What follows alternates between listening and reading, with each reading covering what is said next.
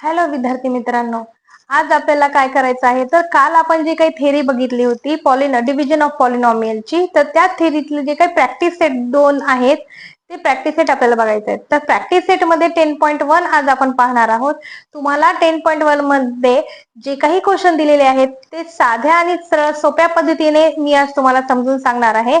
तर हे जे गणित आहेत ते खूप सोपे आहेत आणि ते चांगल्या पद्धतीने आपल्याला सोडवून देण्यासाठी मी आजचा व्हिडिओ बनवत आहे. तर आज तुम्हाला जे काही हे प्रॅक्टिस 10.1 आहे त्या 10.1 मधले सगळे गणित जर छान आणि सोप्या पद्धतीने समजून घ्यायचे असतील तर माझा व्हिडिओ शेवटपर्यंत बघा आणि कोणत्याही पद्धतीने स्किप न करता हा व्हिडिओ पाहण्याचा प्रयत्न करा. मी अनामिका कुरुडे आज तुमच्या समोर पुन्हा एकदा एक नवीन प्रॅक्टिस सेट घेऊन आलेली आहे. मी तुमचं शिवाय कोचिंग क्लासेस मध्ये पुन्हा स्वागत करते आणि कोणताही उशीर न करता आपल्या प्रॅक्टिस सेटला सुरुवात करते. चला तर मग प्रॅक्टिस सेट मध्ये काय काय आणि कोणते क्वेश्चन दिलेले आहेत ते पाहूया. बघा, पहिला क्वेश्चन दिलेला आहे डिवाइड करायचं आहे. डिवाइड करायचंय, write the quotient and the remainder. म्हणजे जे आपल्याला पॉलिनॉमियल्स दिलेले आहेत ते पॉलिनॉमियल मोनोमियल टू बायनॉमियल दिलेले आहेत. बघा, मोनोमियल म्हणजे एकापासून दुसऱ्याला आणि म्हणजे काय तर monomial to binomial, monomial to trinomial, monomial to monomial असं आपल्याला काय करायचे आहे, डिव्हिजन करायचे आहेत. तर आपल्याला जे दिलेले आहेत ते मोनोमियल टू बायनॉमियल पण आहेत आणि मोनोमियल टू मोनोमियल पण आहेत. अशा पद्धतीचे काही जे 5 क्वेश्चन सुरुवातीचे आहेत ते आज आपण या व्हिडिओमध्ये सॉल्व्ह करणार आहोत. तर पहिला क्वेश्चन बघा, पहिला क्वेश्चन म्हणण्यापेक्षा पहिला एक्झाम्पल बघा. पहिलं एक्झाम्पल आपण कशा पद्धतीने सॉल्व्ह करायचं आहे. तर पहिल्या एक्झाम्पल मध्ये 21m² डिवायडेड बाय 7m असं आपल्याला एक्झाम्पल दिलेलं आहे. तर जसं ज्या पद्धतीने तुम्ही डिव्हिजन करता त्याच पद्धतीने आपल्याला पॉलिनॉमियलचं सुद्धा डिव्हिजन करायचं आहे. तर मी काय करते बघा, 7m divided by 21m². 7m नी आपल्याला 21m² ला डिवाइड करायचा आहे. तर याच्यासाठी हा जो 7m आहे तो 7m ला मी कोणत्या संख्येने मल्टिप्लाय केल्यानंतर मला 21m² येणार आहे हे पाहायचं. त्याच्यामुळे मी साईडला एक्झाम मध्ये सुद्धा साईडला आपण जे मल्टिप्लिकेशन करत असतो ते मल्टिप्लिकेशन लिहायला विसरायचं नाही, जेणेकरून आपल्याला योग्य आणि बरोबर मार्क मिळतील. तर मी काय करणार आहे, 7m ला मी कितीनी मल्टिप्लाय केल्यानंतर मला 21m² मिळणार आहे. तर 3 नी मल्टिप्लाय केला म्हणजे काय होणार आहे बघा, 3 नी जर मल्टिप्लाय केला तर मला 21 मिळतो आणि m² पाहिजे म्हणजे मग मी 3m नी मल्टिप्लाय केला तर मला 21m² मिळणार आहे.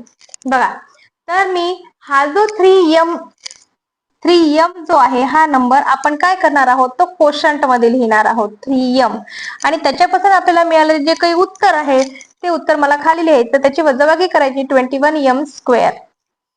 म्हणजे काय, 21m² मधून 21m² जर मायनस झाला तर आपलं उत्तर काय येणार आहे, 0. मग आपल्याला लिहायचंय क्वोशंट आणि रिमाइंडर. तर क्वोशंट काय आहे बघा, क्वोशंट आहे 3m आणि रिमाइंडर आहे आपलं 0. सिंपल साधा भागाकार आहे. कोणतीही कटकट कोणतीही कन्फ्युजन न करता सरळ सरळ 7 नी 23 ला डिवाइड करण्यासाठी आपल्याला 3 नी मल्टिप्लाय करावं लागतं. म्हणजे 7 3 जा 21 आणि m² पाहिजे. m ला जर m नी मल्टिप्लाय केलं तर आपल्याला m² मिळतो. म्हणून मी 7m × 3m जर केला तर मला 21m² मिळतं. म्हणून मी क्वोशंट लिहिला 3m, 21m² त्याच्यातून मायनस केला आणि आपलं रिमाइंडर आलं 0.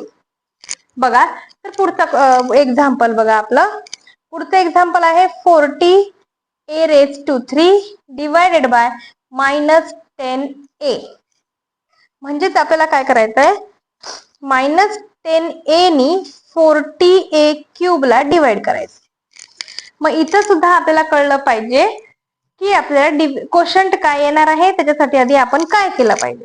मला माहिती आहे की -10a ला मी कितीने मल्टिप्लाय केलं म्हणजे मला 40a³ येणार आहे.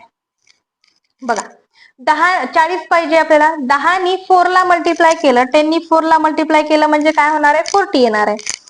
पण आता इथं मायनस आहे म्हणजे आपलं जे उत्तर दिलंय ते काय दिलंय आपल्याला, प्लस दिलंय.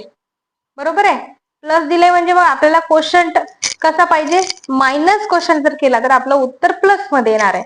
मग आता हा 40 प्लस आहे म्हणून मग मी काय करते, -10a इंटू इथं -4 करते. -4 म्हणजे या दोघांचा गुणाकार मला प्लस मिळेल. बरोबर आहे.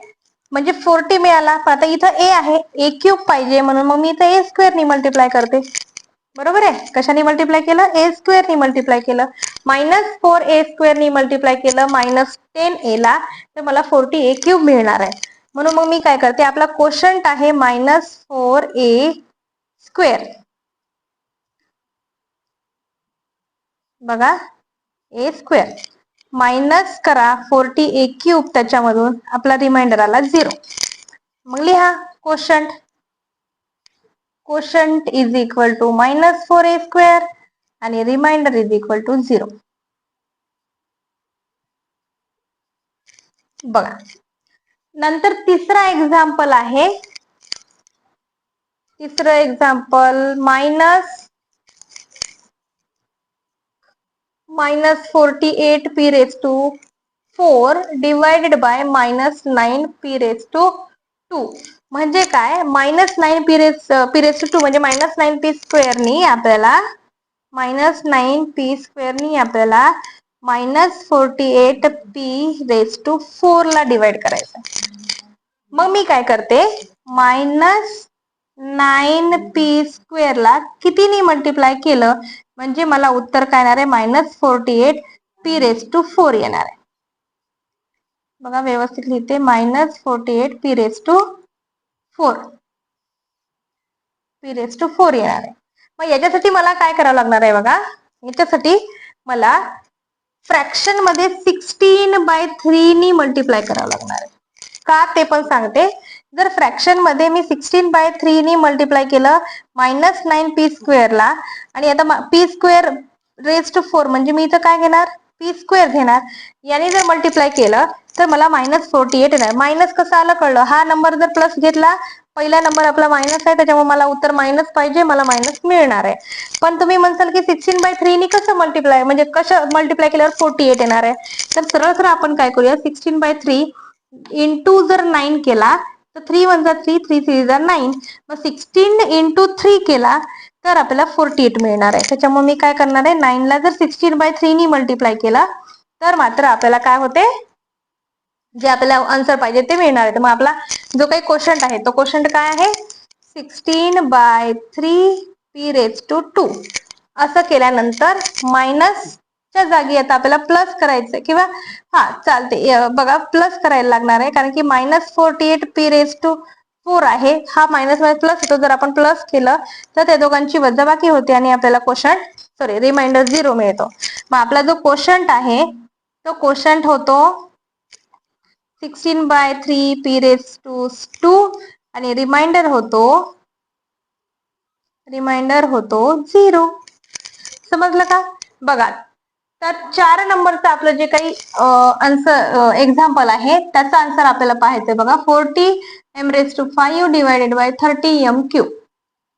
इथं सुद्धा आपल्याला काय करायचं आहे, तर फ्रॅक्शन मध्येच मल्टिप्लिकेशन करायचं आहे. ते कशा पद्धतीने बघा, जर समजा 30 m क्यूब नी मी 40 m raised to 5 ला डिवाइड करायचंय, तर त्याच्यासाठी आधी मला मल्टिप्लिकेशन मध्ये काय करावं लागणार आहे बघा, 30 m क्यूब ला मी कितीनी मल्टिप्लाय केल्यानंतर मला काय मिळणार आहे, 40 m raised to 5.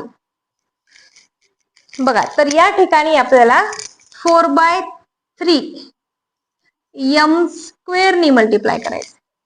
का 4/3 m स्क्वेअर नी मल्टिप्लाय करायचं? बघा, 30 इंटू 4/3, 3 1 3, 3 10 30, 10 चौक 40, म्हणजे आपल्याला 40 उत्तर येतं. म्हणून मी काय करणार आहे, या ठिकाणी 30 इंटू 4/3 ला मल्टिप्लाय करणार आहे. m चा square into m cube m square म्हणजेच काय, तर आपल्याला m raised to 5 येईल. आलं लक्षात? बघा, म्हणजे आपला क्वोशंट काय येणार आहे, क्वोशंट येणार आहे 4/3 m स्क्वेअर. मायनस करा 40 m raised to 5 is equal to 0. आपला क्वोशंट आहे 4/3 m स्क्वेअर आणि आपला रिमाइंडर आहे 0. अशा पद्धतीने आपल्याला प्रॅक्टिस सेट 10.1 मधला चौथा गणित सुद्धा आपण सॉल्व्ह केला. आणि शेवटचं 5वं बघा, 5वं आहे 5x cube minus 3x² divided by x². आता x² नी ह्या पॉलिनॉमियलला, हा पॉलिनॉमियल कोणता आहे तर बायनॉमियलचा पॉलिनॉमियल, याला आपल्याला काय करायचं आहे डिवाइड करायचं आहे. बघा x² divided by 5x³ minus 3x². आता x² ला मी कितीने मल्टिप्लाय केलं म्हणजे मला काय मिळणार आहे 5x³ मिळणार आहे. तर 5x न जर मी मल्टिप्लाय केला 5x न 5 इंटू 1 5 आला, x इंटू x² x⁻³ आला, म्हणजे माझं उत्तर भेटलं. क्वोशंट आपला काय आहे 5x मायनस 5x³. हा 0 झाला, वरचा 3x² अशाला असा घ्या. आता मला x² ला कितीने मल्टिप्लाय केलं म्हणजे माझं उत्तर 3x² येईल. फक्त 3 नी मल्टिप्लाय करायचं, पण -3x² आहे म्हणून मी -3 नी मल्टिप्लाय करणार आहे. -3 नी मल्टिप्लाय केलं म्हणजे -3x² आला. आपला क्वोशंट झाला -3 आणि या ठिकाणी प्लस करायचं आहे. बघा इथं मायनस, प्लस केलं तर आपलं काय होणार आहे x².